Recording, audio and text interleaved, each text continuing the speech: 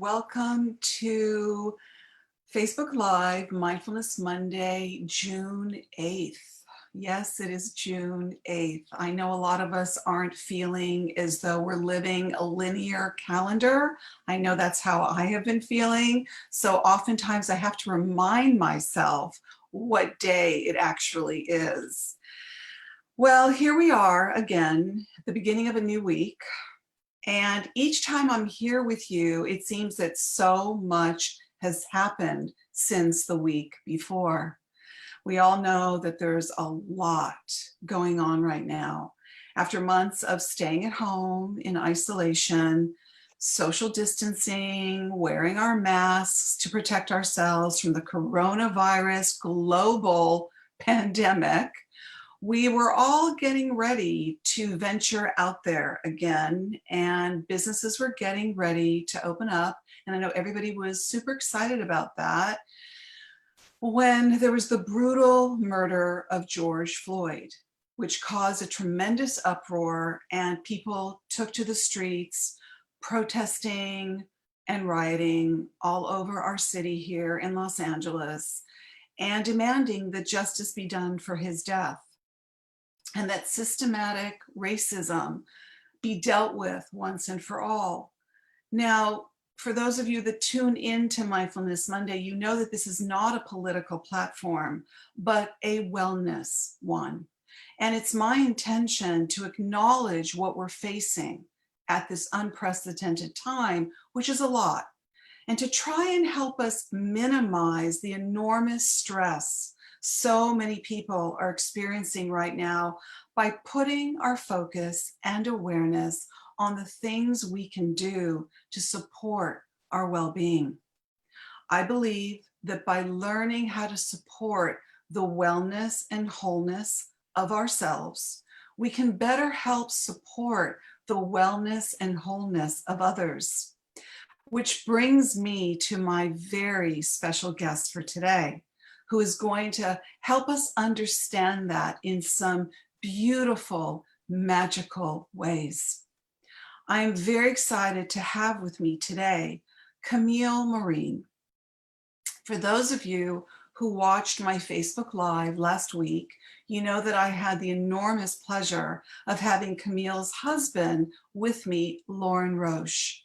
That interview, by the way, is still on my Facebook page that you're on now. So if you haven't yet seen it, check it out. All of the Facebook Live Mindfulness Mondays remain on the author Ora Nadrich page. And it's really delightful to go back in and see them if you haven't, or perhaps revisit them if you want to watch them again.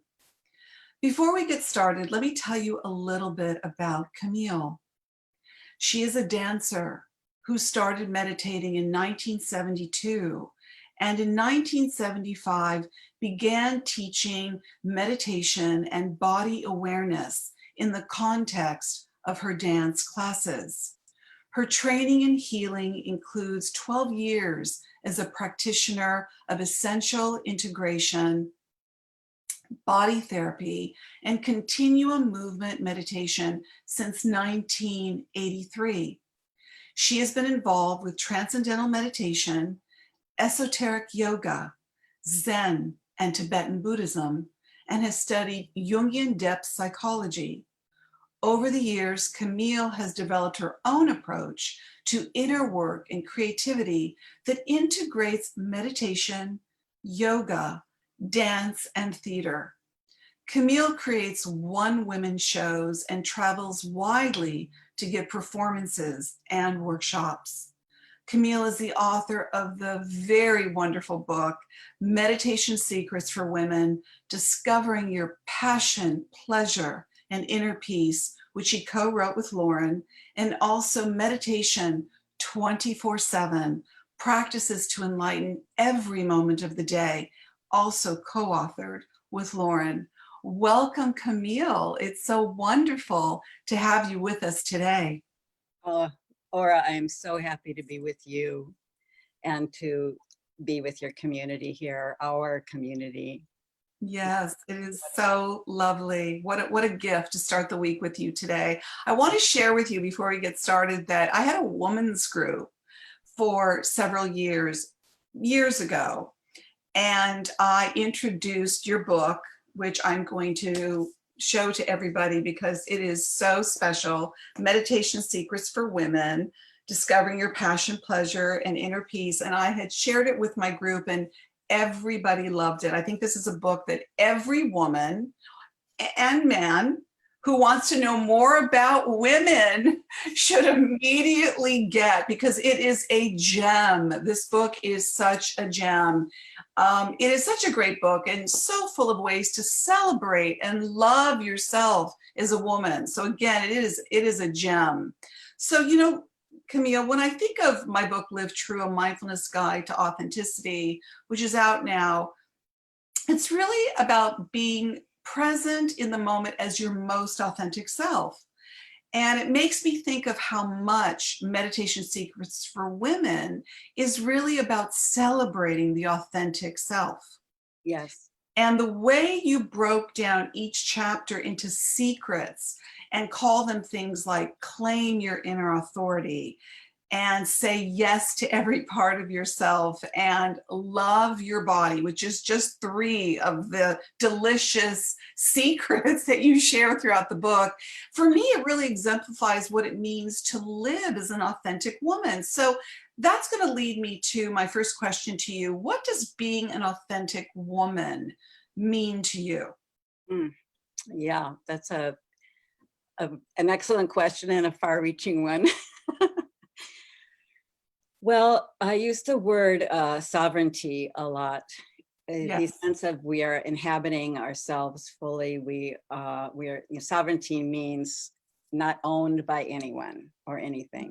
In other words, like a sovereign nation is not owned, is not a colony. So a lot of us have been colonized by ideas and ideals, perfectionist images of what we are supposed to be, how we're supposed to act, and even some of the ideas about what it means to be a woman is getting, you know, for decades now, it's been getting massaged all over the place, and we are setting ourselves free. We are setting ourselves so free.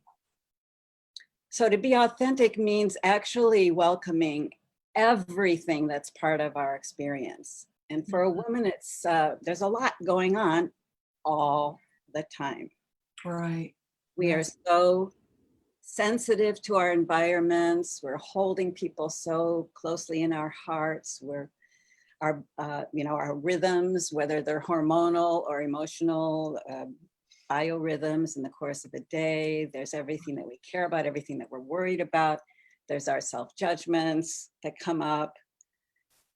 How do I come to meet myself?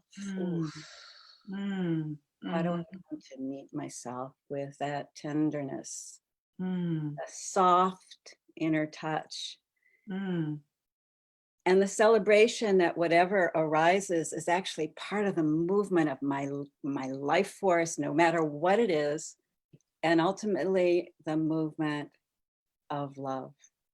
Beautiful, beautiful. I love how you use sovereign and the use of that word throughout your book. It's really beautiful. And the way you just described us as women, because we are always so vital and alive and opening, and we're like this organism that's always, I know, I just yes, this that you talk about, and there's so much I want to share with you and talk to you about and dance with you, you know, and I could talk to you for hours. When I was revisiting your book, I was like, oh, okay, this is going to be hard because I want to literally experience the whole dance with Camille today. But, you know, I want to also talk about, because women, you know, they say we're very complex, don't they? We're complex. They say that we are complex. So let's talk about one of the things about us. I want to talk about pleasure, because which is something we love, don't we? We love pleasure. And the ability to allow ourselves to receive pleasure, okay? And I love how you say in the book, nature designed us to blossom in the bodily state of pleasure. Can you talk a little bit about that? Yes. And I'll tell you that that one is something I had to learn I also had to learn that. You know, I grew up a really serious little girl, very philosophical and kind of on the intellectual end of the spectrum. I was athletic and in that sense embodied, you know. But I didn't know when I started meditating that that could be an essential aspect of my experience as a woman. So, but it's something that I learned as I got more in touch with my body through the various things that you've mentioned that are part of my experience. So the blossoming, I mean, we actually are, as creatura, as a creature of this earth and of this cosmos, we are designed to thrive on what is life-giving. And pleasure, what gives us pleasure on any level, you know, whether it's something that we're seeing, something that we're touching, something that we're hearing, something that we're feeling inside of ourselves, the kind of image of something that we have experienced in the past, the sense memory. Right. Whether it's something we're smelling, tasting.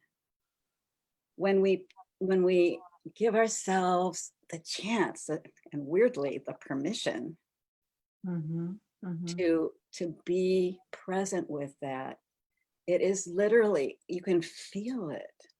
It starts to awaken something inside of us on a very deep level. And on that intrinsic, internal, natural place in us that is part of this body of nature and what I call our essential nature. So when we bask in pleasure, it's feeding, nurturing, soothing, loving, inspiring, fortifying us. Yes, yes. So that we can, first of all, feel that healthy animal that we are. Yes. And it's very healing, very healing. And also be able to come to meet our experience with this resourcefulness. Right. It's a really powerful, because it helps us to stay centered in our own experience and not so much be carried away by, you know, the many things that pull us out. Yes, so beautiful. You know, to talk about receiving, one must talk about giving. You know, they're two sides of the same coin. And I feel as women, because we are natural givers and lovers and wives and sisters and mothers and lovers, if I hadn't already said that, oftentimes, which is going to lead me to my next question, that we can really empty our own well, you know, by how much we give to others and forget to drink from our own well. And I have that with some of my own sisterhood. You know, I know some magnificent women.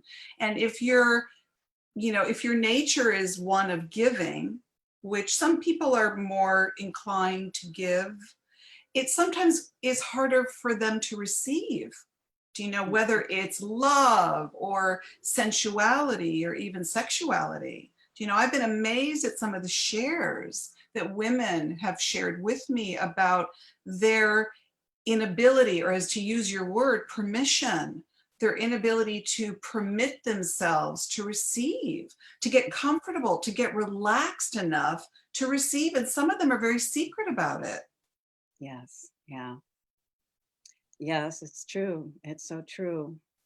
I love how your body responds when you're listening and also when you're expressing.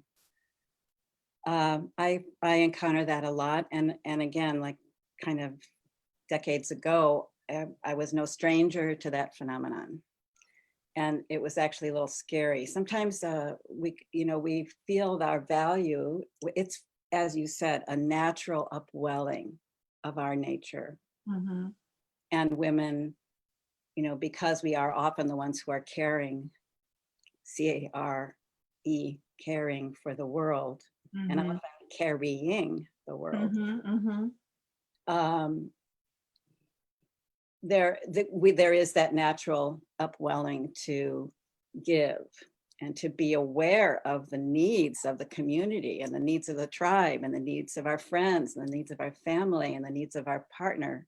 Right. You said twice, lovers. Yes, that's a big one. Yes. And the ability to do that, of course, is gorgeous and important, but many women are out of balance in that sense, that they have almost not even realized it's a possibility to receive. Yes. Like they're not allowed to, Not allowed to, and it can be scary, because if I'm not giving all the time, then am I going to be valued? Right. So we have to tap into a different sense of that value, and a sense that, as you said so beautifully, it's a flow Mm-hmm. between receiving, when we fill our own selves up and receive the gifts of any particular moment, which is an ongoing practice. Receiving Right. a moment like this moment. Yes. In this moment. Beautiful. And then from there, being present and sharing what is ours to share, whatever that might be. Beautiful, Camille. That brings to mind to me about the whole notion of asking for what you want to receive. And I think that for many people, that's hard to do. And for women, especially, who feel, well, I don't want to have to ask you for what I feel that I would hope you are inspired to give me. And that oftentimes is in the area of lovers or spouses or partners, True. So what happens is that if we get depleted and we're not even nourishing our own well, resentment can come up, and then the emotional energy starts to heighten, and then we can start to express it to a partner or even to friend or a family member, and it could come out in a way of, again, resentment or anger. So how would you offer up to our listeners ways in which it doesn't have to get to that point, that yes, we know that there's this beautiful flow that you and I are talking about receiving and giving, that it's almost a natural flow of human existence, but that sometimes people get caught up and they don't really ask again for what they need, nor do they feel they should or they could. And so what can one do so it doesn't escalate within yourself about the lack of giving to yourself, or another giving to you, and vice versa? Excellent question. In all of our relationships, and particularly within an intimate relationship. Yeah. Well, another one of these polarities we call a syzygy, which is, that like the receiving and giving, it goes very much along with that, is a kind of this tenderness and vulnerability. Mm-hmm. That goes hand in hand, partners, with our empowerment, with the sovereignty and the sense of our natural intrinsic power as a woman. Right. And so asking for what we need, let's say in the intimate arena, can be vulnerable. Mm-hmm. And we may have had disappointments in the past. And so we may start to have a little crusty shell, so that it's a way that we've pulled back and we pulled our energy back, and yet we long for more flow and more for and authenticity and connection, and that surge of eros, that surge of eros, that love, sensuous love energy that's flowing and wanting to flow more freely. So to ask for what we need, it's a weird thing, because it can feel scary and vulnerable. But that very vulnerability, very tenderness with ourselves, softens something inside of us. Something softens us. And we actually, oh, wow, I really, I want to tell you that I'm loving our being together. And I'm feeling how wonderful it would be, something, and say it with an appreciation of the partner, and like I said, like you said, many of us have built up resentment and, just sort of this defiance that I know I'm not going to get it.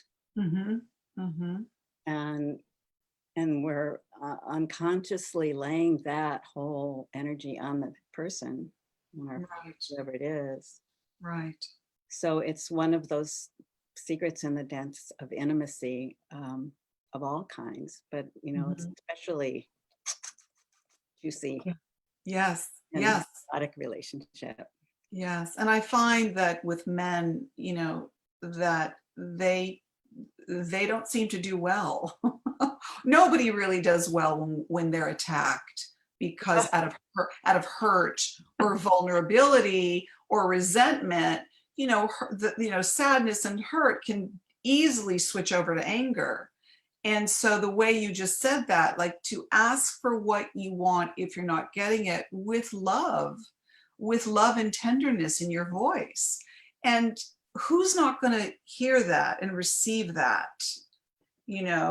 Receive what you want to receive. They're going to be hearing it so much better. And I know that in the area of mindfulness work, having a present awareness of, oh, I'm feeling really hurt or vulnerable right now, and it's making me feel some anger. Let me be with that before I let these words leave my lips. Having a present moment awareness of what I'm about to say to a loved one, I find really helpful. Yeah. Yes. And to get used to what that tenderness and vulnerability feels like. And that's, it can be part of actually something to be aware of every day, all the time. Right. An important point, to be aware of it every day, all the time, because it's always changing, and we can not stay on that beam of awareness. We can get busy and we can do this and do that and not look our partner in the eye and forget to say, I love you. And, we live in a very busy reality.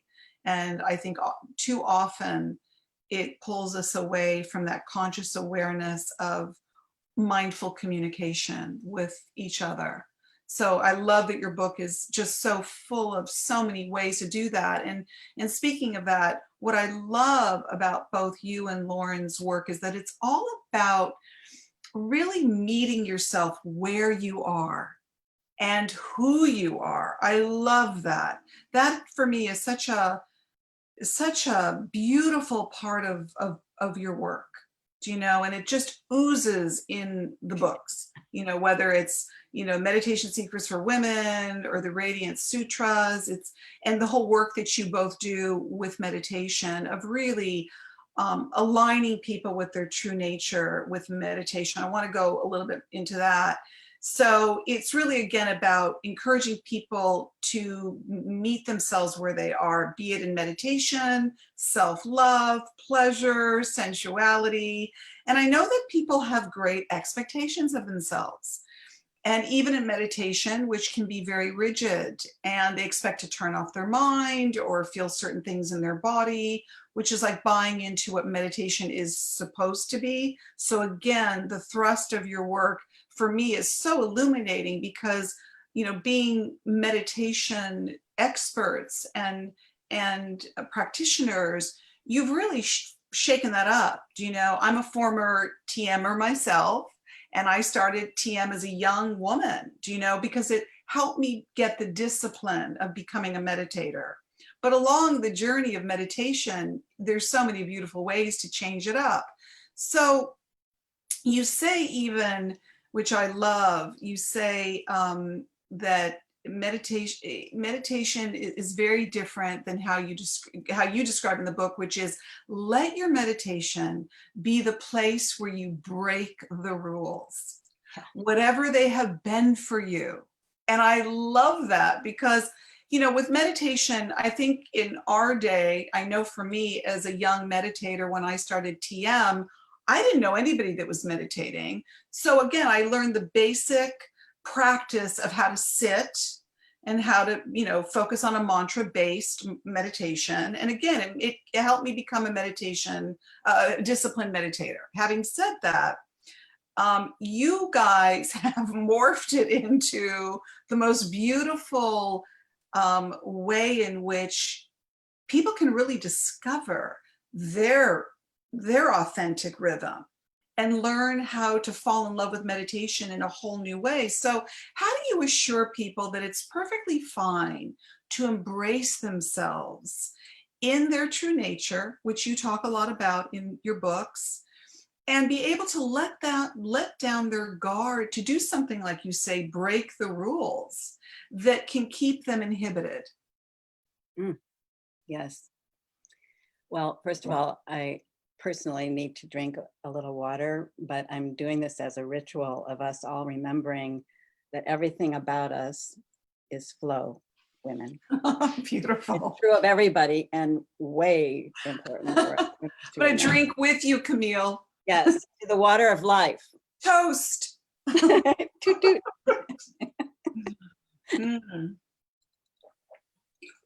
Yeah, your work is so about the flow. It's beautiful. Love that. Love that. Keeping us in the flow, which you do so beautifully. Breaking the rules. Oh yeah, that. Oh yeah. Which we long to do because then we feel our natural freedom.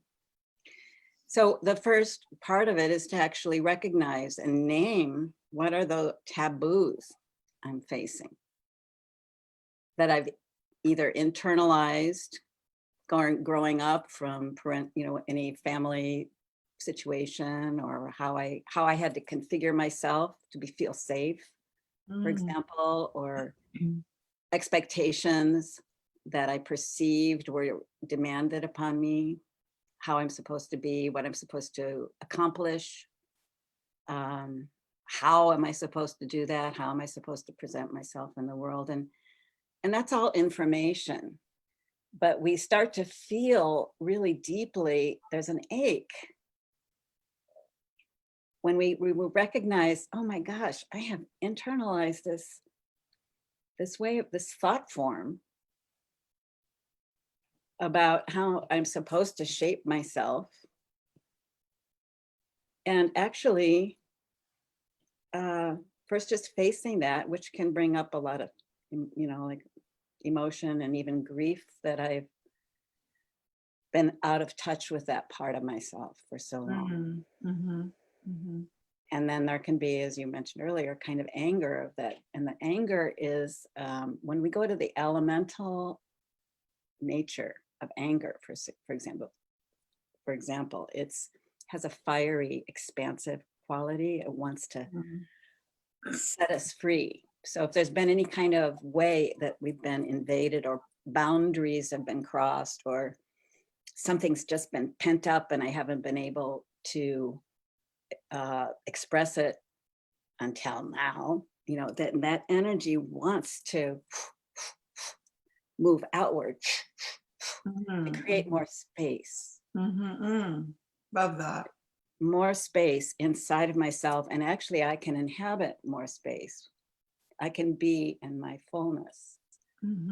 So even in a meditation practice, I work a lot with the 360-degree awareness, and that sense of even right now, can I remember, oh yes, I'm receiving every moment of the day. I'm receiving this breath. I'm receiving all of the nourishment of the light and everything that I've eaten and blah, blah, blah, the whole thing. I'm filling inside of myself, and also I can expand and actually let myself spread out and to come into contact with the places where I've been holding. So when I find those places that I've been holding, and we get very aware of this with body awareness, when we're in touch with a sensory, subtle world, and that's a journey, the journey. We come into touch, literally we feel, and emotions are a signal. Feeling out of sorts is a signal, all kinds of clues we're getting from our system that something needs to be addressed. Right. So then we bring that loving touch or that awareness, that loving awareness to wherever or however we're thinking it. All of our thoughts are also, and they have energy. Right. So I come to meet that, and gradually I can soften those places of constriction. And I can, sometimes I already know, and I say, that's a taboo. I'm going to break free. I don't need that anymore. Thank you very much. Yes. Ready to go. There's that. Yeah. Sometimes you're just ready. Sometimes you're just ready. Yes. You're like, I'm ready. Let's go. Let's do this. You're just, women. Let's do that. Yeah. You're sick and tired of being so held back. Yeah. And so inauthentic, if you will, to your true, beautiful, gorgeous, sensual, free nature. Do you know? That's right. And Ora, you mentioned this in the overview when we started this time on planet Earth. And there are so many things that are disruptive, that we can easily get riled up about. Right. That we can feel confined or furious or frustrated or disappointed, the whole, each of us. I'm wondering, everybody out there, what your, how you would describe that. But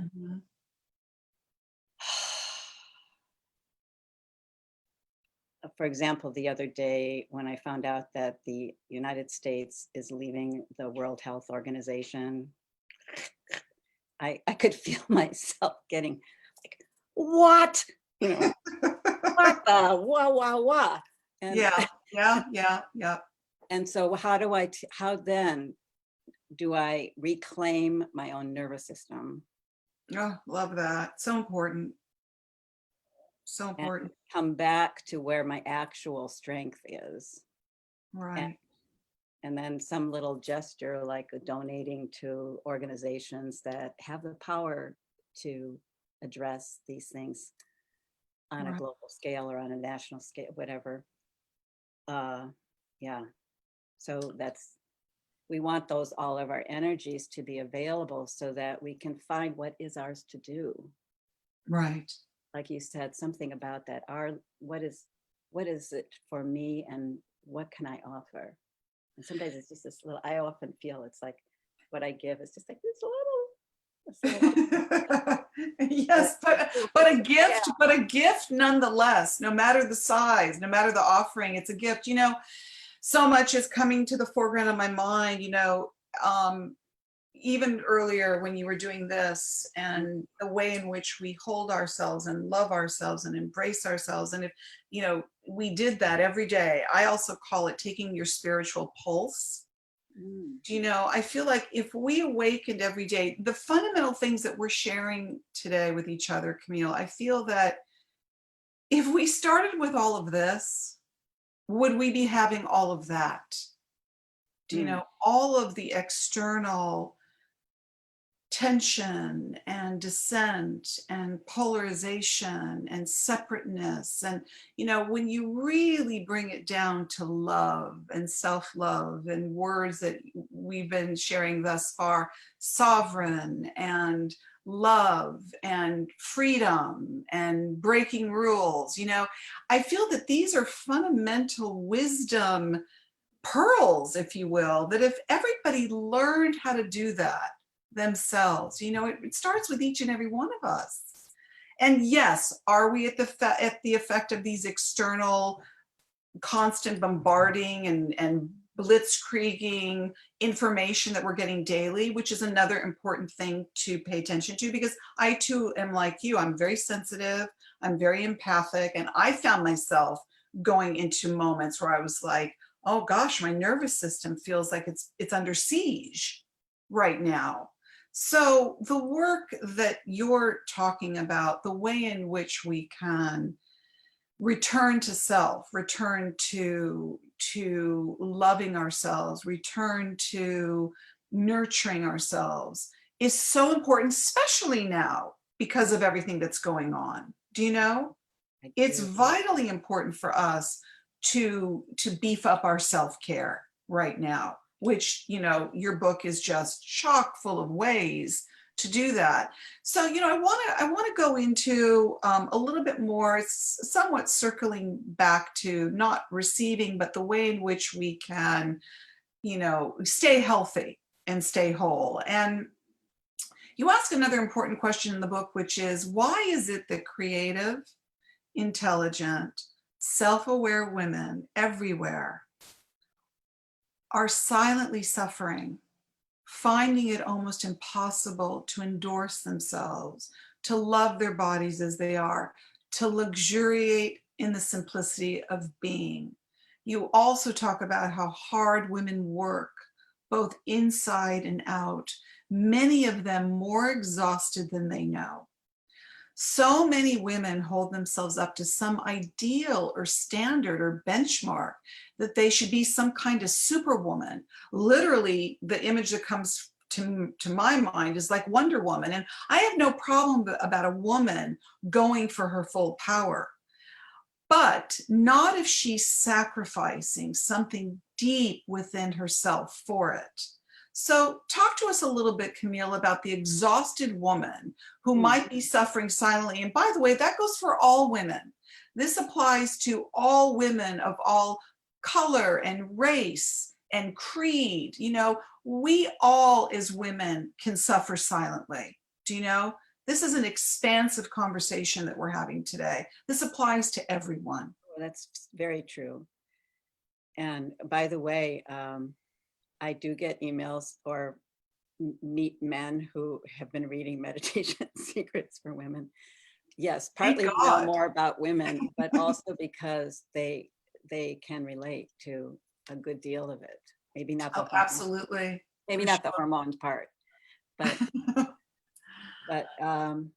yes, it's very common what we're saying. You know, and you said it so beautifully, the essence. You've expressed that.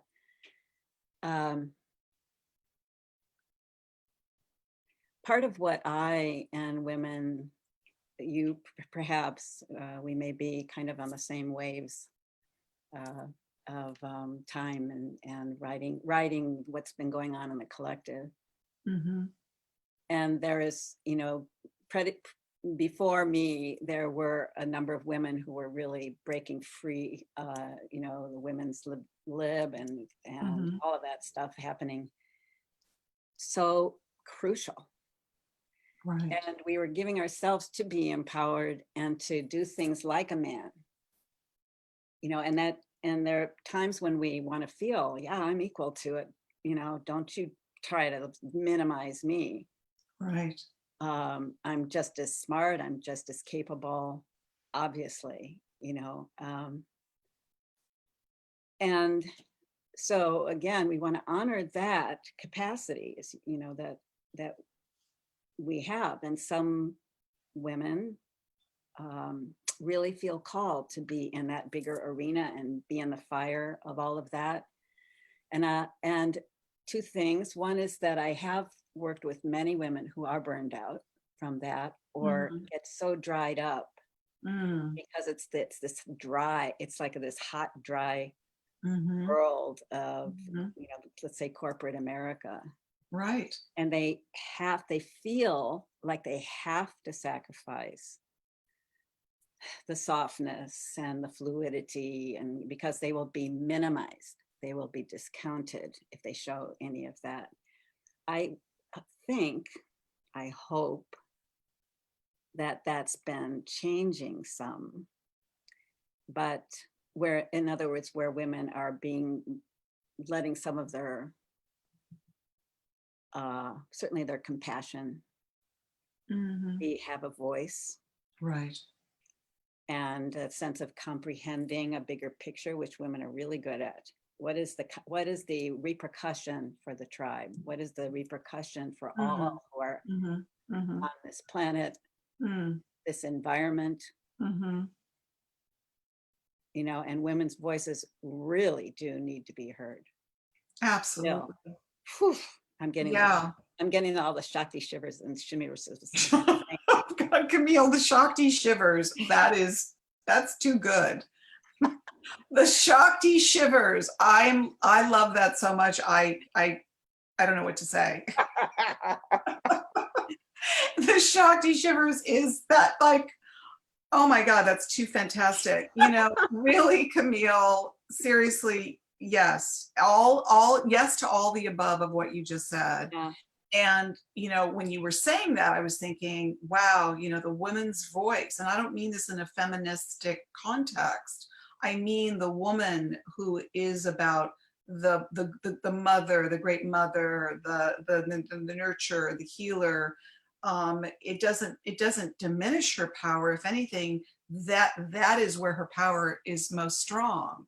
And I feel that the planet needs that now more than ever. Yeah. Because we're really seeing, in my opinion, it feels very, and I don't mean this in a sexist way, but it feels like it's a lot of strong male dominated energy right now that is, penetrating us with something that needs to be done at this time. Because whenever there's a big shift, whenever there's a lot going on, it's loud and it's harsh. And it's got a really strong energy to it, which can be perceived, in my opinion, as kind of masculine. So I feel that the feminine voice and the feminine presence is really needed more than ever right now, which is why I think this work is so vitally important. And I'm very happy to hear that men are receptive to it as well. Do you know?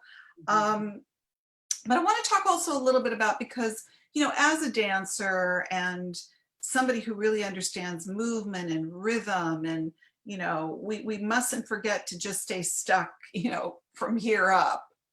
And there's so much talk going on right now that at least one of the things that I'm loving seeing in the peaceful protesting is that music is coming in, and it's relatively a young demographic for the most part.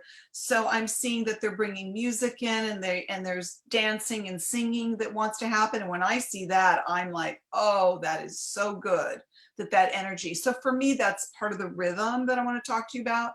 You offer meditation in so many beautiful ways, as I said, that embraces one's individuality, creativity, spirituality, sensuality, and on and on and on that we've covered.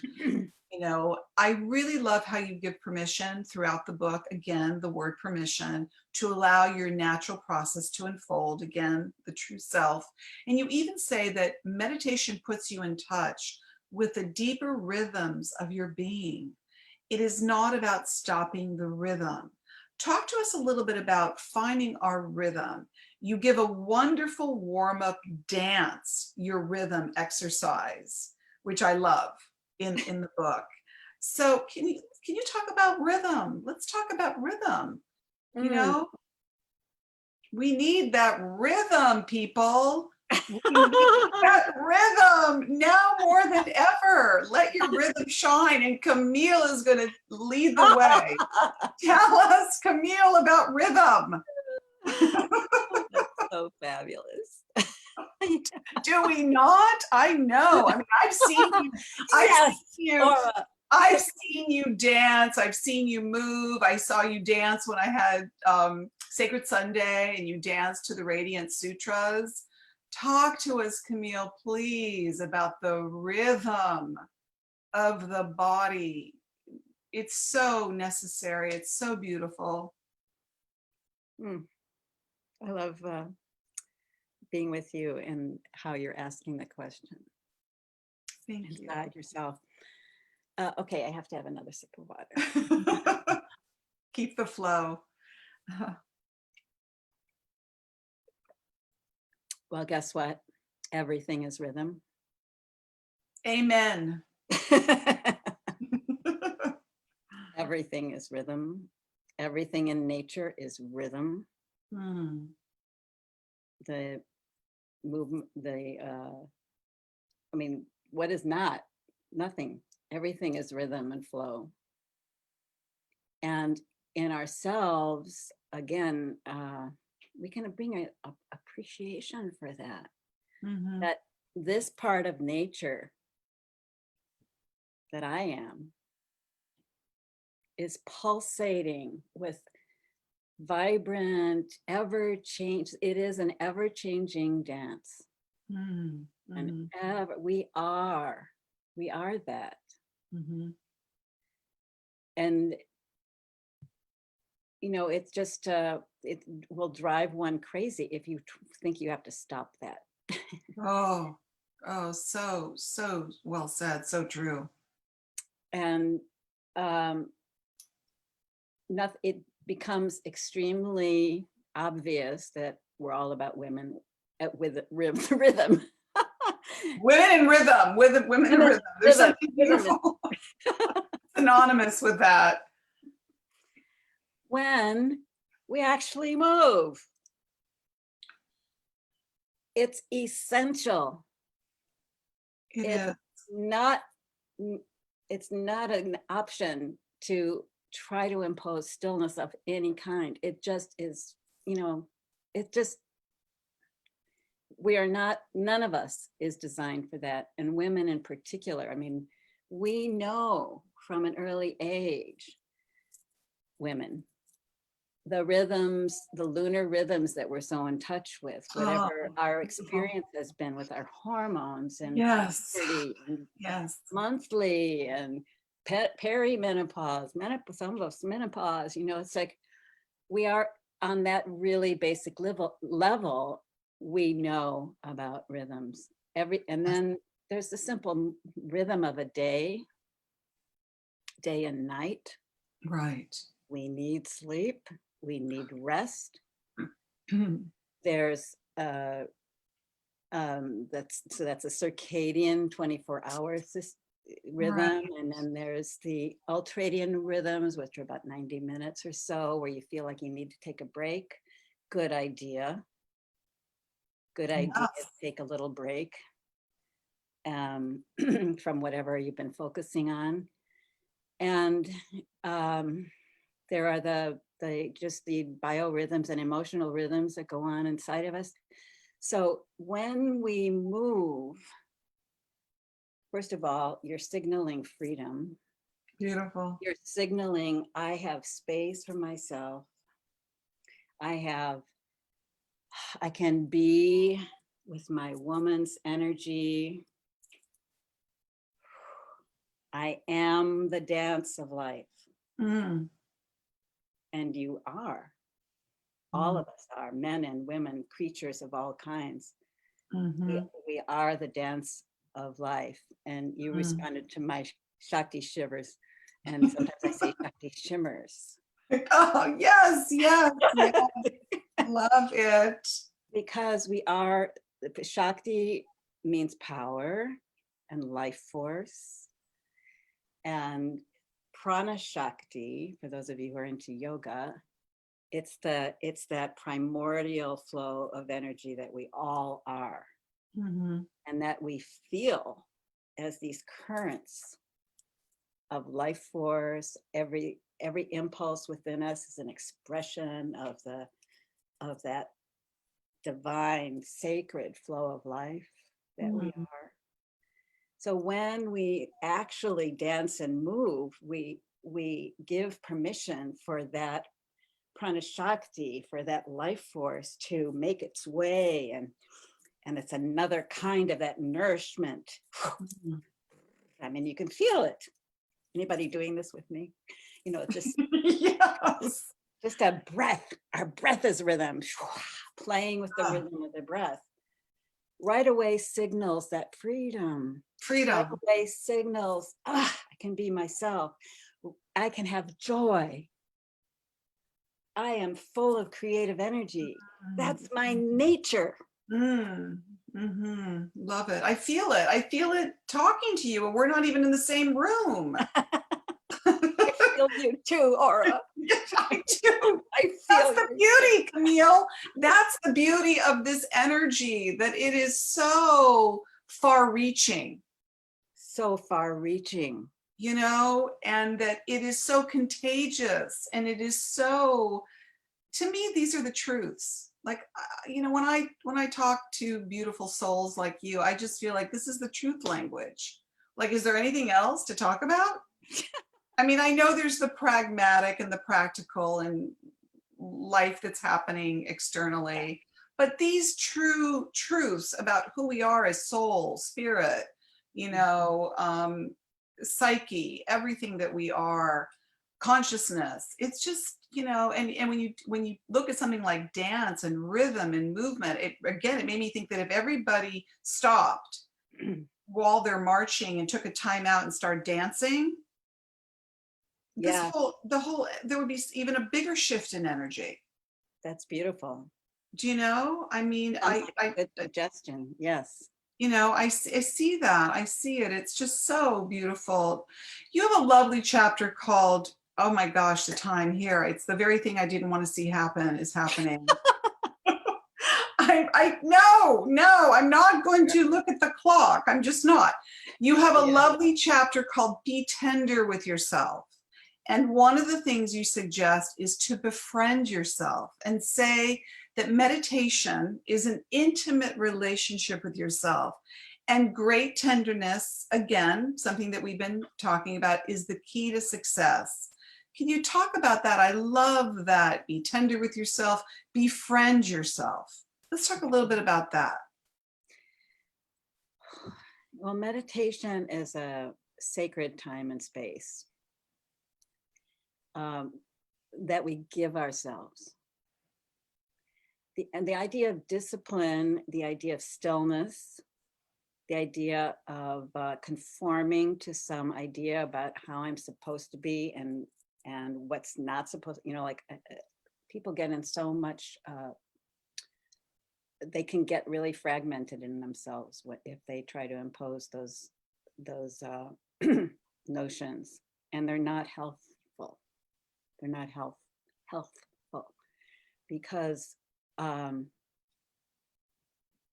so befriending ourselves. I mean, just even taking a breath right now with our, you know, maybe, you know, be your, as though you're sitting with your best friend and you can tell her anything or tell him anything. You can be totally yourself. You can confess.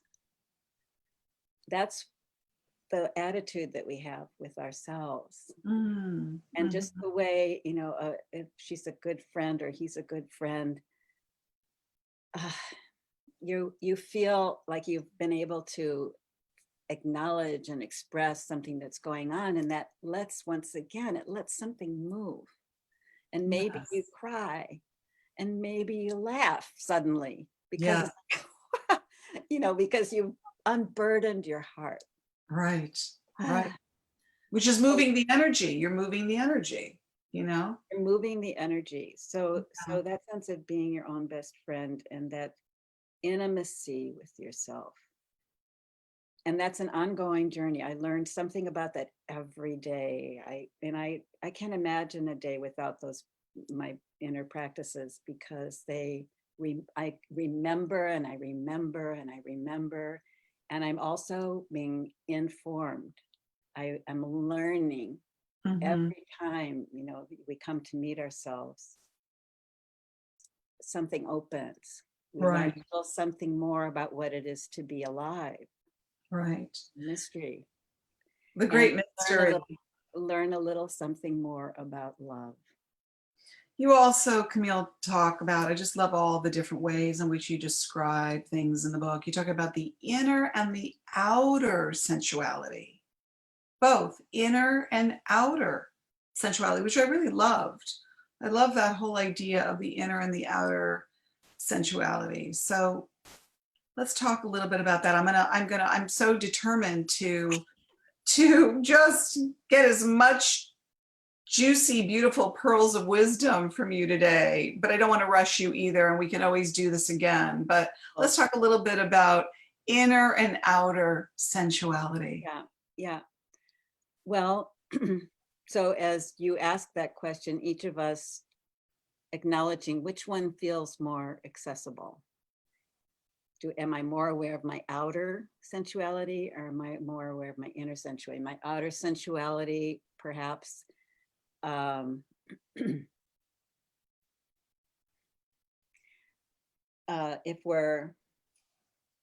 is our outer sensuality?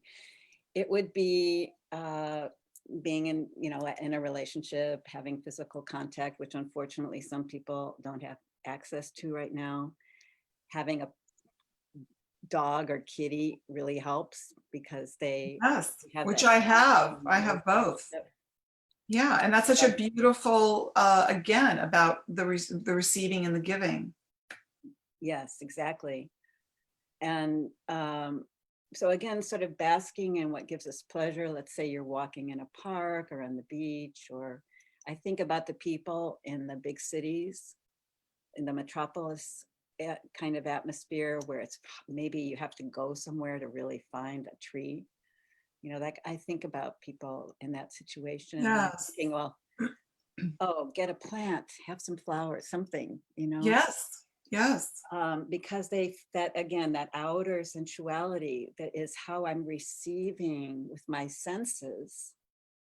I'm letting my senses receive again. The inner sensuality is when we acknowledge and go deeper into how I'm actually feeling in my body. So they work together. My outer sensuality was like something that is a source of beauty, or standing and being near a tree, or flowers that I love. Or the sun, feeling the sun on your body. Sun. And that clues us in, actually, the pleasure of that, the feeling of joy of being alive, this little moment of savoring. Yes. Savoring life in this moment. And also super important is, again, for us, let's say we're speaking of women, it's for both, feeling the sensuality, your natural, just for yourself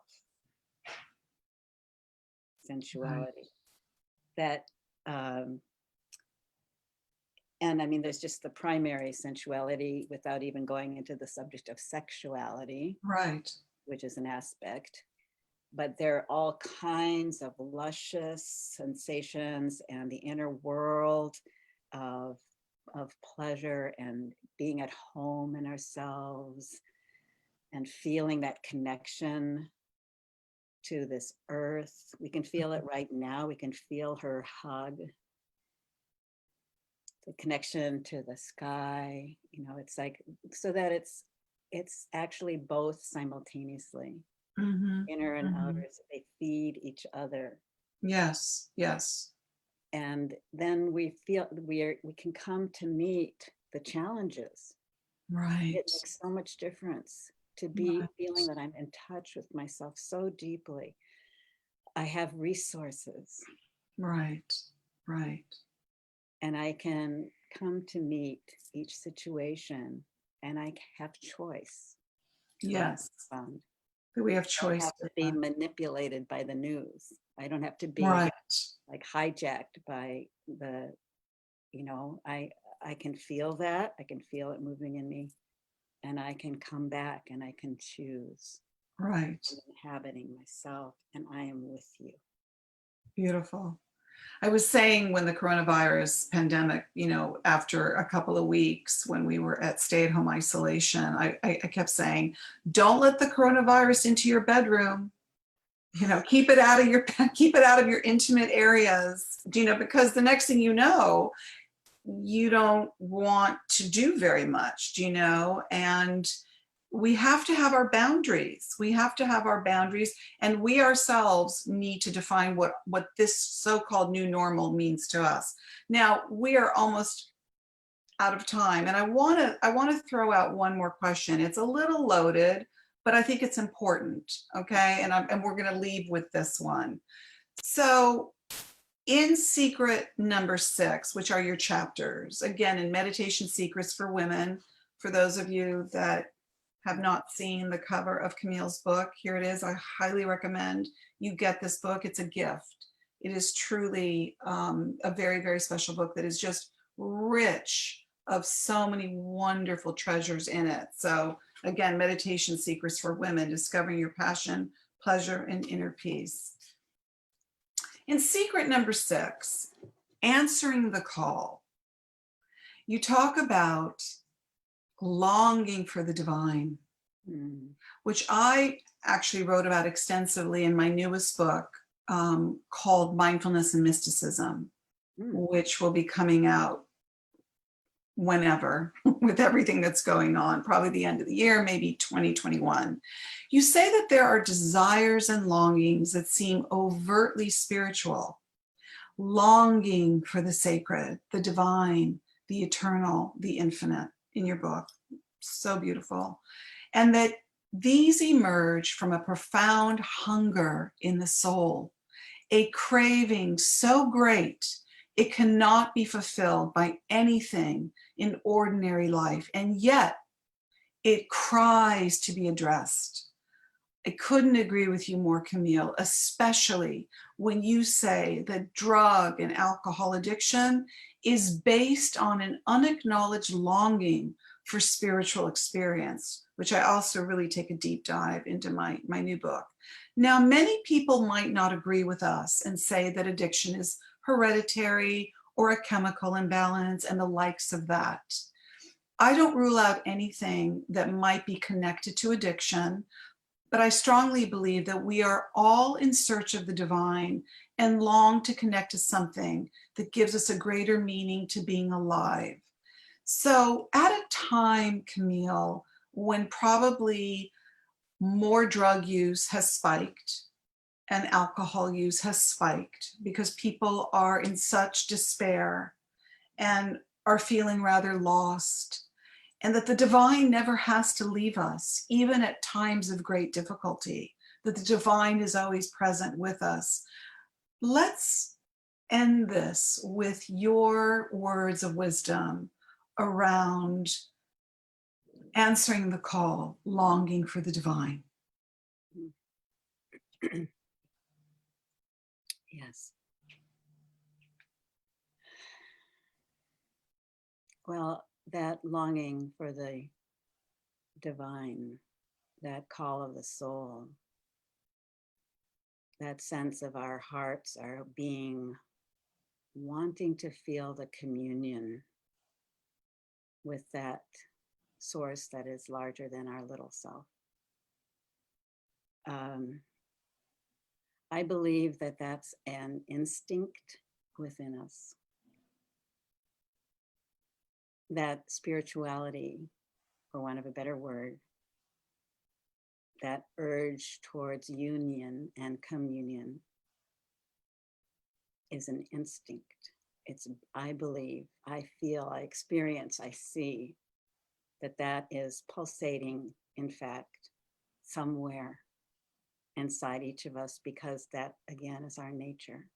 Mm-hmm. And this almost brings tears to my eyes. It's yeah, I'm with you, Camille. We are always in communion with the mystery. And we each may have our ways of describing that connection. The divine, the earth, this universe, this cosmos, Right. that sense of wonder at creation, the sense of awe. These are instinctive, I think, inside of us. And we suffer for lack of connection to that. Right. I think that even the most intellectual scientists and astrophysics, no matter what field they're in, I think they have a source of curiosity and wonder at about what is life. And I'm always asking, like, what is this awareness? Like in the Radiant Sutras, Shakti, the goddess Devi, is saying, what is this universe into which we find ourselves born? Right. And what is this mysterious awareness shimmering everywhere? Yes. I ask those questions all the time. So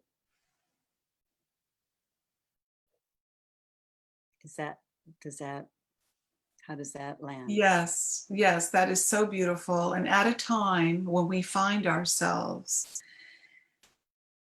at the brink of what I consider to be a great awakening, a shift that I think is happening, and it's manifesting in all these different ways right now, may each and every one of us hear the call that you talk about. Answering the call. We have to hear the call to be able to answer the call. And that may each and every one of us long for the divine, as you talk about so beautifully in your book. And that's really what my wish is for the days ahead on this life journey that each and every one of us is on. So, Camille, I'm sorry to see this have to, I don't even want to use the word end, because our end is our beginning, right? Isn't that a T.S. Eliot poem? Yes.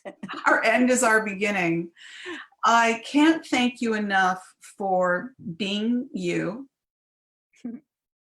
My pleasure. And gifting us, Camille, with so many treasures that you have shared, which is just, friends out there listening today, we really touched upon a little bead. It's been a little bead. Do you know, there are so many more pearls that are filled in, again, this book, Meditation, Secrets for Women. And Camille, I thank you for being my very, very special guest today and starting the week off like this.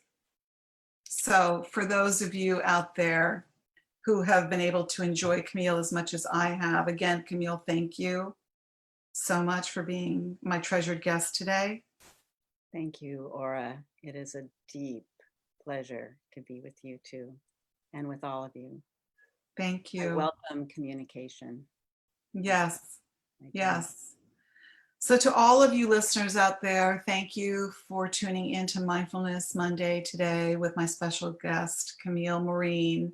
And until we connect again from my heart to yours,